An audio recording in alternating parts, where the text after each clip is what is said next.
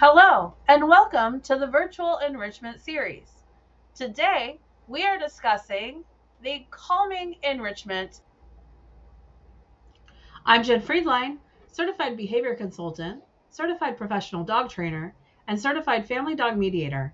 I'm the founder of Jen's Dogs, located in Cornelius, Oregon, where we specialize in behavior support and enrichment for dogs with big emotions. I advocate for force-free, relationship-based training to help families build calm, connected relationships with their dogs through thoughtful enrichment and behavior support. Let's start by defining enrichment. Enrichment means meeting an individual's species typical, breed typical, and self typical needs through healthy, safe, and appropriate opportunities. Our goal is to structure the environment so the animal can rehearse natural behaviors, meet their needs, and engage in instinctive behaviors. This includes their dog specific needs, breed specific needs, and individual preferences. This matters because dogs are domesticated animals living in a human environment. When their needs go unmet, they will find ways to meet those needs themselves. That's when we often begin to see behaviors that create conflict in our homes. I'm a certified family dog mediator, a program focused on ethology. Family dog mediation encourages us to look at the whole dog. We use the model that dogs stand on four legs: learning, environment, genetics, and self. Looking at all four helps us better understand how dogs experience and respond to the world.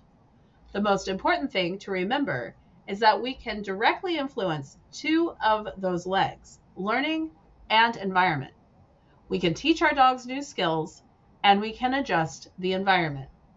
We cannot change the genetics, those are already set, and we don't want to change who they are as an individual. Just like a four-legged table needs all four legs to stay balanced, our dogs need support in all four areas as well. At Jen's Dogs, we divide enrichment into 6 core categories to help build a complete and balanced enrichment plan. Those categories are social, physical, calming, foraging and scavenging, problem solving, and the predation sequence. Thinking in categories helps us identify which needs are already being met and which ones may be missing. Once we identify those gaps, we can build an enrichment plan that creates better balance.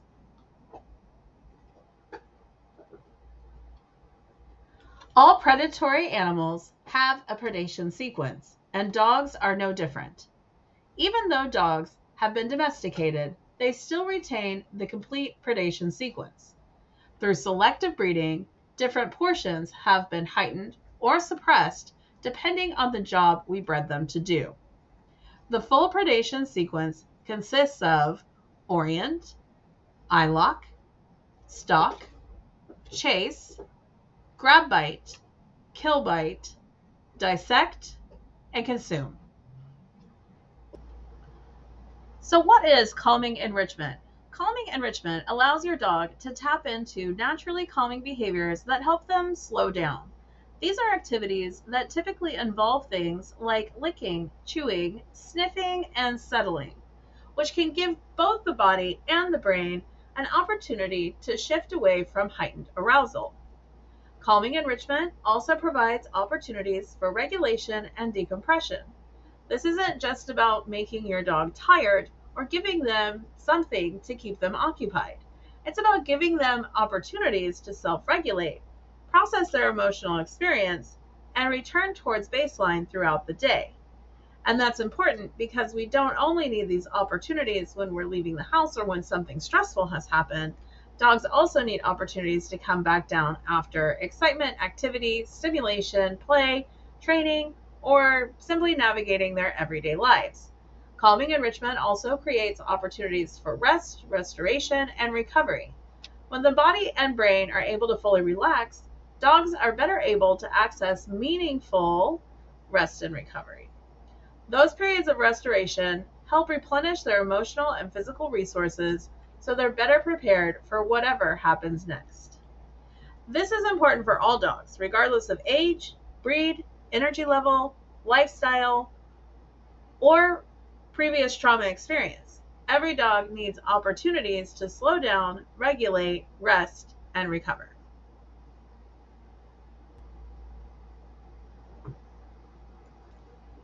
This enrichment is important because rest is a biological need. The brain and body need periods of reduced activity in order to recover, and providing opportunities for genuine rest and relaxation should be an intentional part of your dog's enrichment plan. During rest, your brain shifts into a type of maintenance mode. This gives it an opportunity to process information, consolidate learning and memory, and recover from the neurological demands of the day. The body also needs that recovery time as well. Rest allows physical systems to slow down, restore resources, and recharge before those resources are needed again.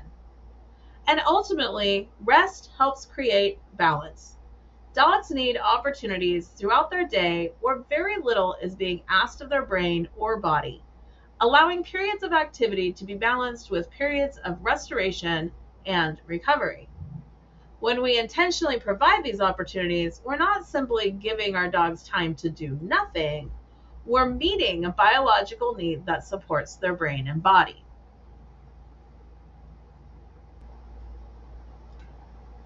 So, why do these calming behaviors matter? First, we want to allow dogs to engage in natural calming behaviors. Dogs will naturally seek out behaviors like licking, chewing, sniffing, and settling as ways to slow themselves down and decompress. Giving them appropriate opportunities to engage in those behaviors allows them to use something that already comes naturally to them. These opportunities can also help build their capacity for stress. When dogs have regular opportunities to regulate and recover throughout their day, they have more capacity available to handle stress, excitement, changes in their environment, and the normal challenges of everyday life. We also want them to practice relaxation. If a dog doesn't regularly practice slowing down and settling, those behaviors can be much harder to access when they're already heightened. The more familiar relaxation becomes, the more accessible it can be when they actually need it. And finally, we want to support the thinking and learning brain. When dogs are regulated, they're better able to process information, learn, and make decisions. When they're highly aroused or overwhelmed, they're much more likely to respond reactively rather than thoughtfully. So, providing calming opportunities isn't just about what your dog is doing in that moment. We're giving them opportunities to practice skills and behavior that can help them better navigate the rest of their day. When dogs aren't getting enough opportunities to practice rest, relaxation, and regulation, we can start to see that show up in a lot of different ways. For some dogs, it looks like difficulty settling. They may pace, remain hypervigilant, struggle to disengage from what's happening around them, or have a difficult time transitioning from one activity to another. We can also see repetitive or compulsive like behaviors. A dog might lick incessantly, chew or destroy inappropriate items, or repeat behaviors over and over without being able to easily stop or redirect.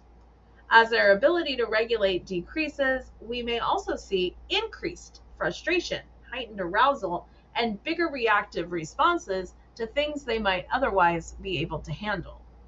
And it doesn't always look like a dog who is doing more. Some dogs may become increasingly withdrawn or shut down. In more significant situations, we can even see patterns that resemble learned helplessness.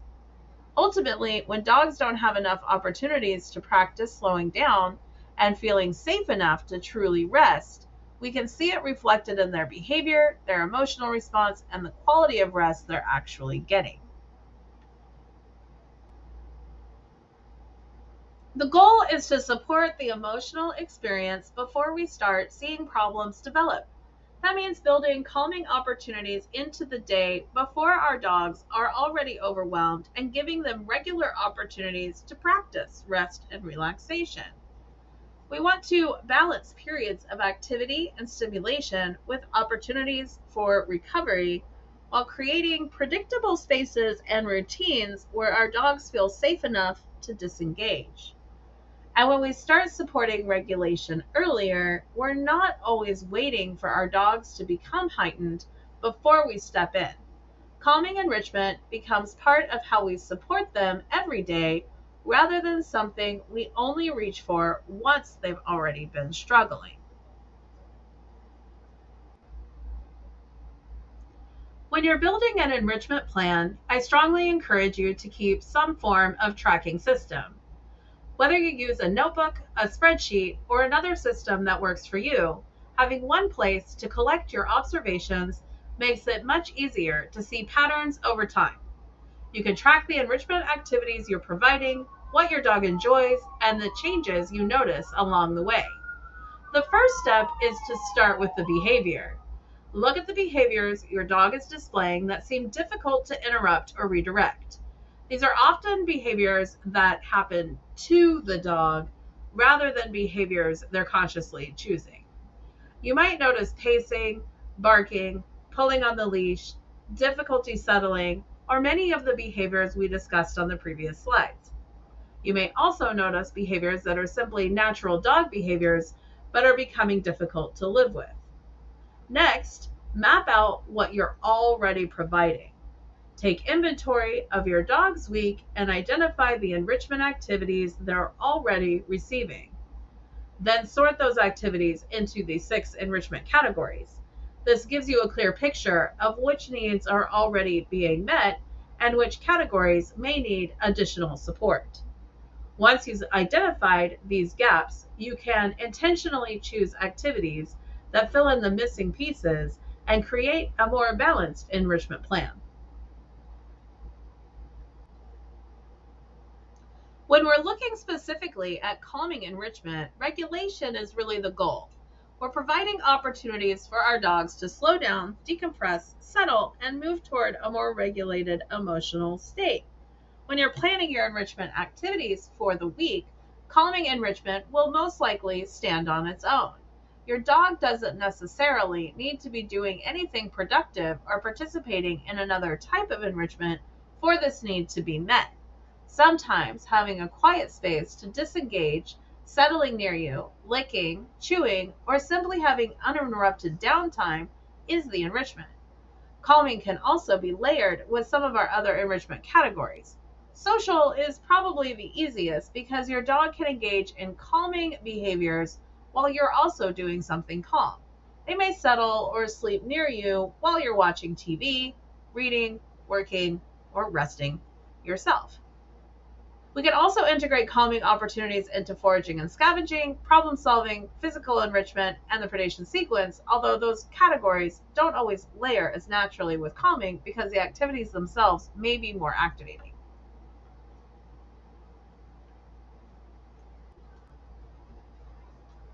As we shift into the family dog mediation lens, remember that different dogs experience the world differently.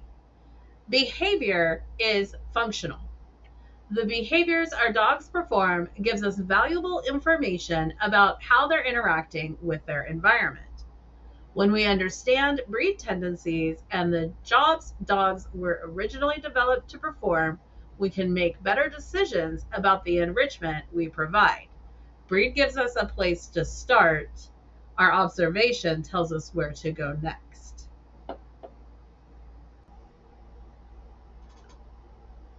The family dog mediation breed categories are based on function, rather than grouping dogs simply by what they look like or traditional breed classifications. We're looking at what dogs were built and bred to do.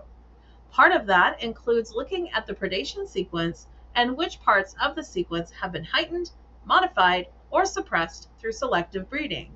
Those functional differences can help us better understand some of the behaviors, motivations, and needs we may see in the dogs living with us today. The 10 FDM breed categories are Bulldog, Guardian Dog, Gun Dog, Herding Dog, Natural Dog, Scent Hound, Sight Hound, Terrier, Toy Dog, and World Dog. These categories give us a starting point for understanding breed typical behavior.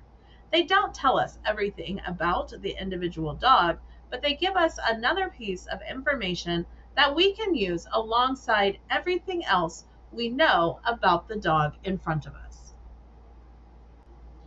When we're looking at calming enrichment through the family dog mediation lens, we're actually going to step away from breed a little bit.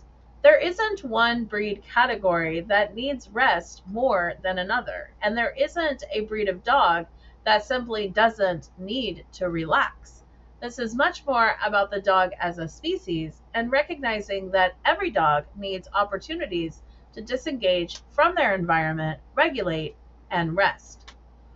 Where breed may give us some information is in understanding what we're asking that dog to navigate.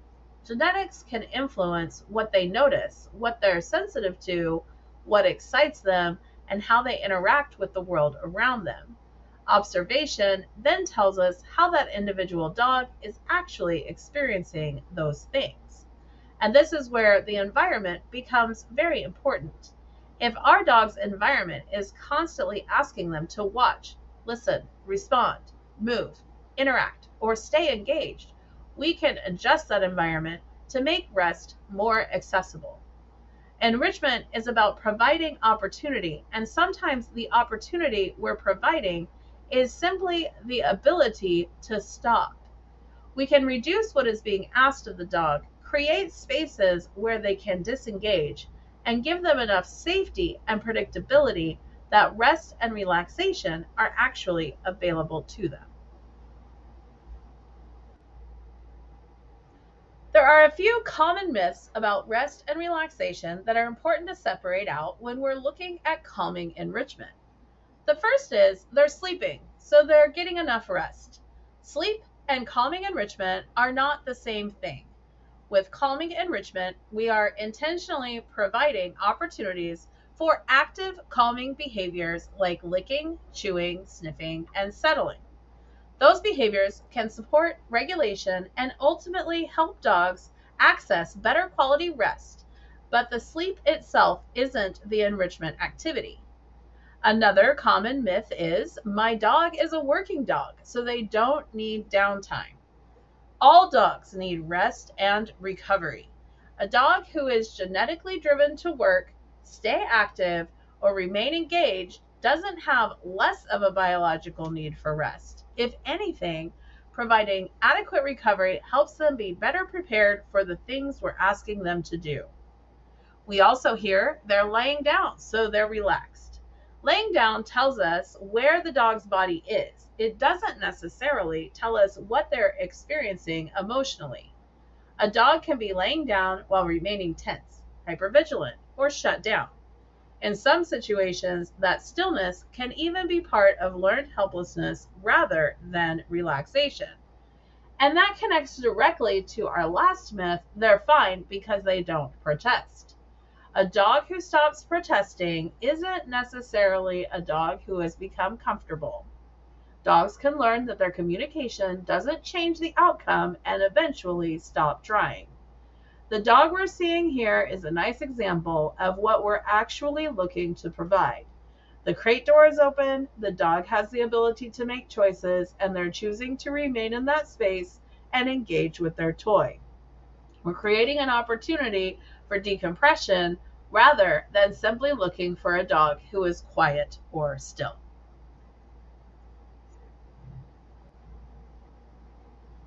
Enrichment meets the need by allowing safe rehearsal of slowing down and disengaging, settling while the environment continues around them, and choosing rest without always needing to be directed. It gives dogs opportunities to practice moving between activity and relaxation and use their natural calming behaviors to regulate along the way. By providing those opportunities regularly, we're creating outlets before eruption.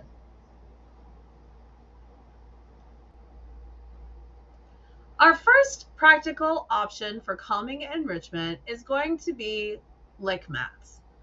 Lick mats are typically made from rubber or silicone and have a textured surface that gives the dog small crevices to lick through. There are plenty of dog-specific options available, including mats with suction cups that can help hold them in place. For a lick mat, we're generally going to choose soft, spreadable foods. In this video, I'm using watermelon, banana, and yogurt.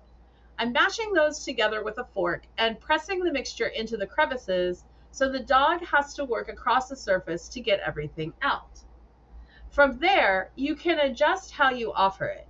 You can give the lick mat as soon as it's prepared, or freeze it to extend the activity.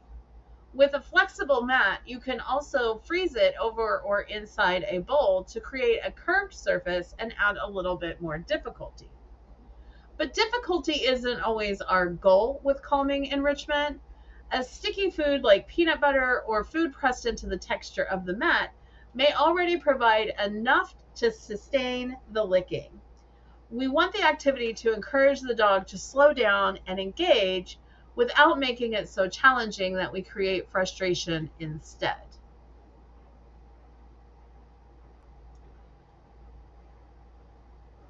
For frozen enrichment, we want to start by choosing the right container.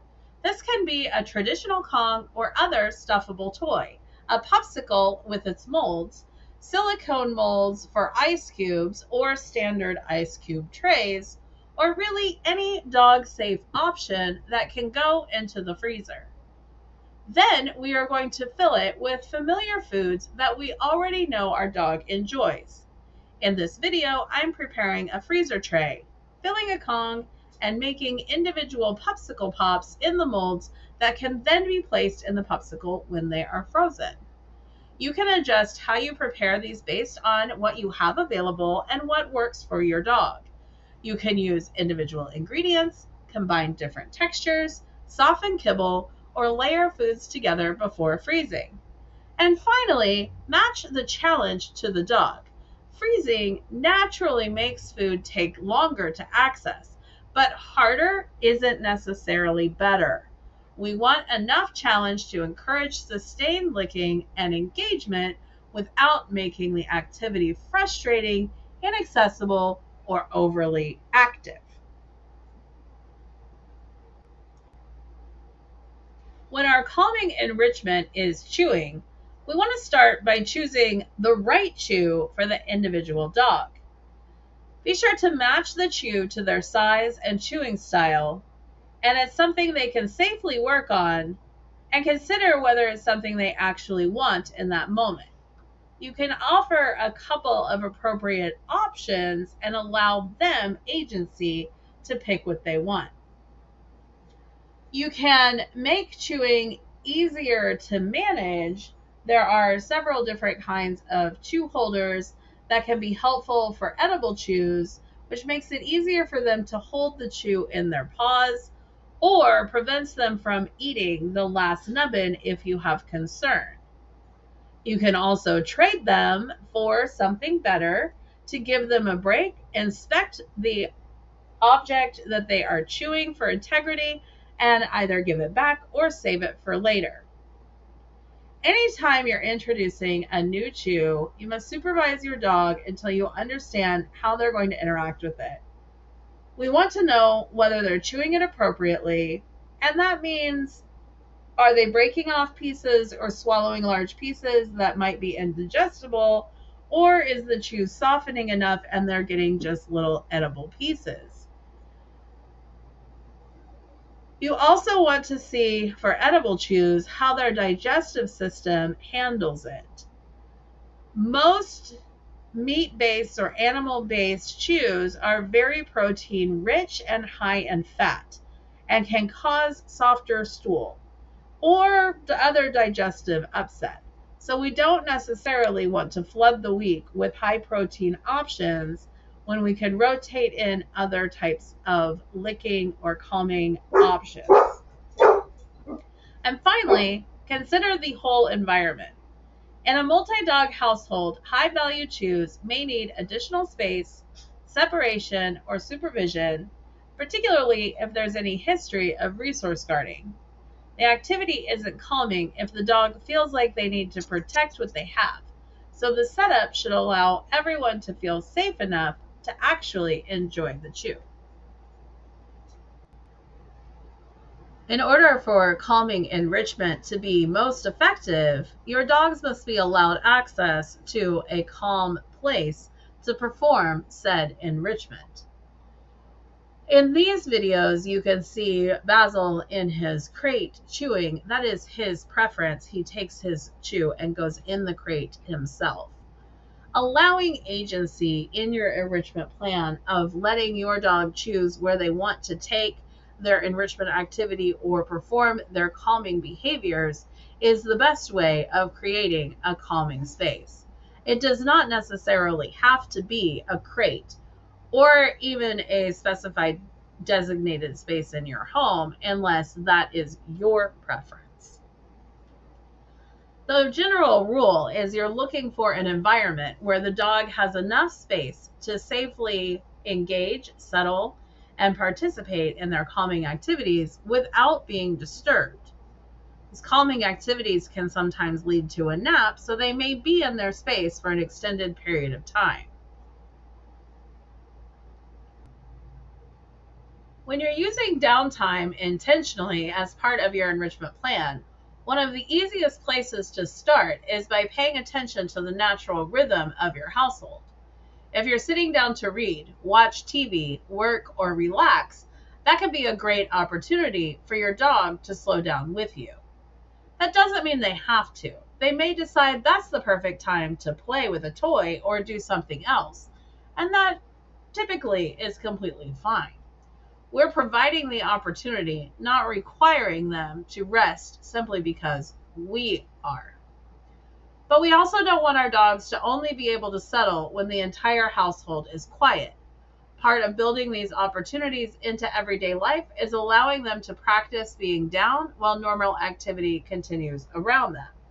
So, looking for both, taking advantage of naturally quiet periods, but also create opportunities for your dog to disengage and settle during the active parts of everyday household life. When building an enrichment plan, our goal is to meet all of our dog's needs throughout the week.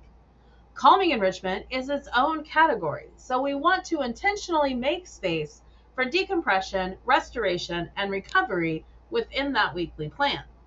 This doesn't mean micromanaging every second of your dog's day, but it does mean bringing balance to the intentional activities you're providing throughout the week and making sure you're considering all 6 enrichment categories. We especially want to make space for decompression after larger or more stressful or busy days. These can include outings, training days, big events at the home, major life changes, or anything else that may have required more of your dog's resources. We can also look at those smaller opportunities for calming throughout the day. They don't necessarily need to be scheduled, but acknowledging when they're happening can help us build a pattern of bringing more balance into your dog's life. And finally, we can layer calming into our other enrichment categories when it naturally fits. Some categories are going to make that easier than others. So let's look at what that can actually look like. When layering calming with social enrichment, we're looking for opportunities where social connection can happen without requiring a lot of active engagement. This can be as simple as your dog settling next to you while you're reading or watching TV, sitting outside together, choosing physical contact, working on a lick mat or a chew, or even just resting alongside another dog in the household. The social enrichment is coming from that opportunity to be together, while the calming piece allows them to slow down, disengage, and rest. And as always, read the conversation. Pay attention to your dog's body language and engagement, and allow them to choose whether they want contact, want to stay nearby, or would rather create some additional space, especially when food is involved. When we're layering calming with foraging and scavenging, we're going to see a little bit more movement, but we can use that movement intentionally. Slower movement combined with sniffing can help create a bridge back toward the thinking and learning brain, particularly during or after periods of heightened emotion. This might look like scatter feeding, sniffing through the grass, using a snuffle mat, or allowing your dog to slowly search for food. From there, we can transition into downtime.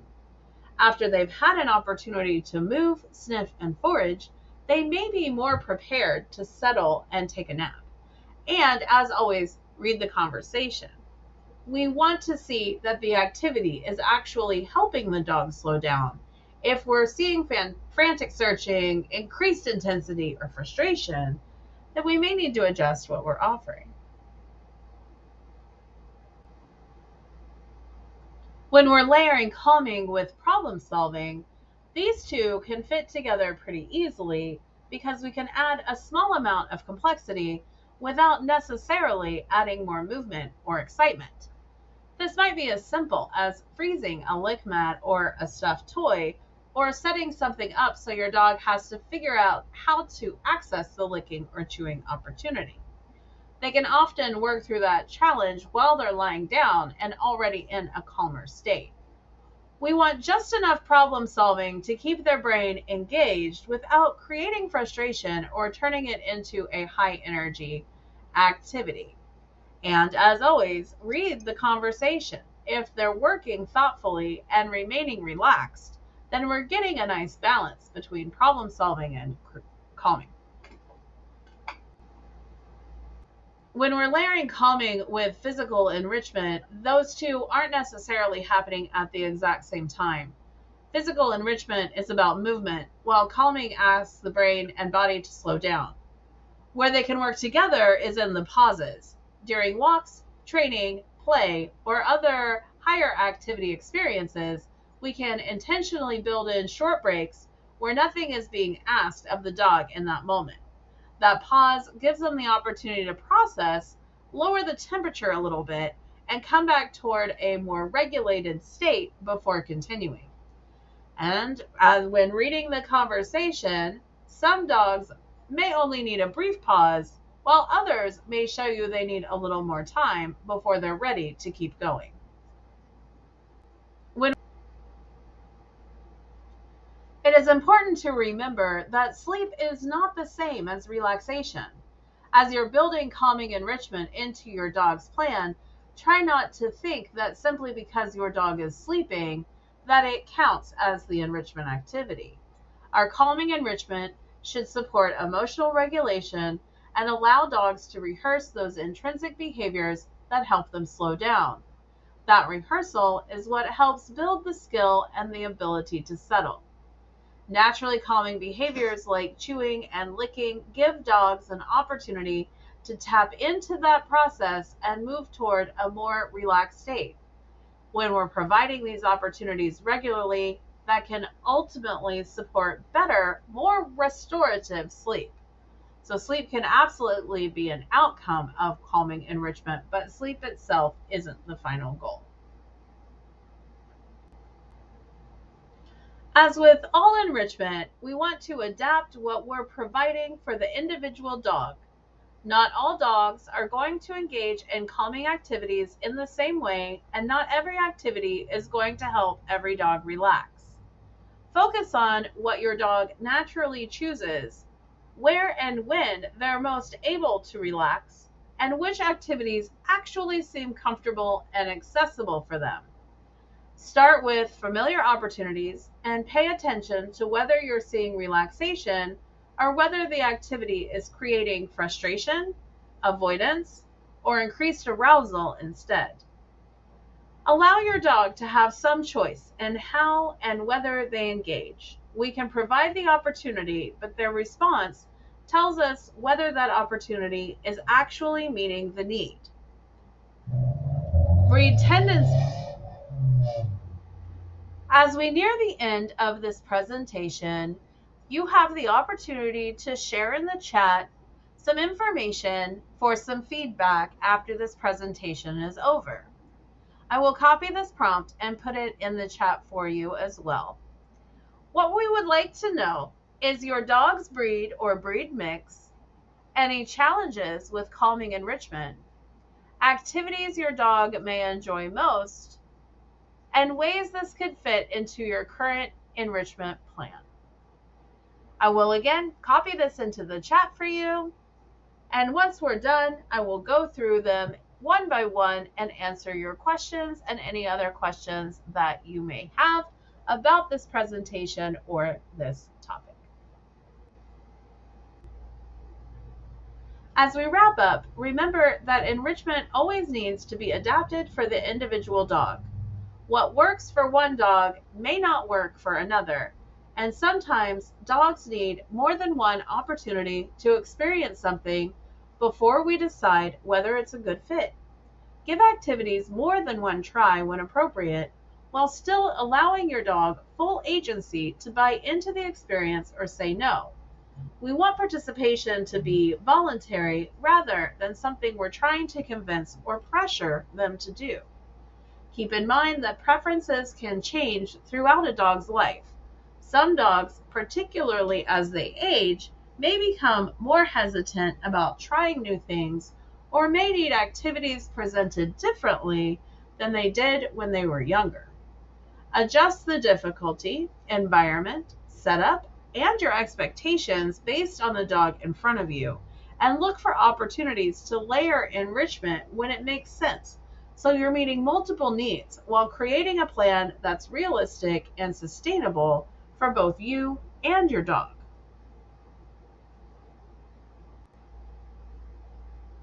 Our primary reinforcement for calming enrichment is real life in the form of rest. Rest provides relief from stimulation and the demands of the environment. It gives dogs an opportunity to disengage and choose stillness without something else immediately being asked of them. And ultimately, rest provides access to restoration and recovery. The opportunity to truly slow down can be reinforcing in and of itself, which is why making space for rest is such an important part of our enrichment plan. Our closing quote today comes from Suzanne Clothier in her booklet, Understanding and Teaching Self-Control. She says, a dog who is lacking self-control simply does not know that it is possible to sit quietly in the face of distractions. Thank you for being here. Our next session will be September 19th at 9 a.m. and we'll be talking about environmental enrichment. If you need additional help with your enrichment planning, we offer single sessions with Jen virtually to plan 6 weeks of enrichment. Of course, your feedback helps shape future sessions, so please let us know if you have any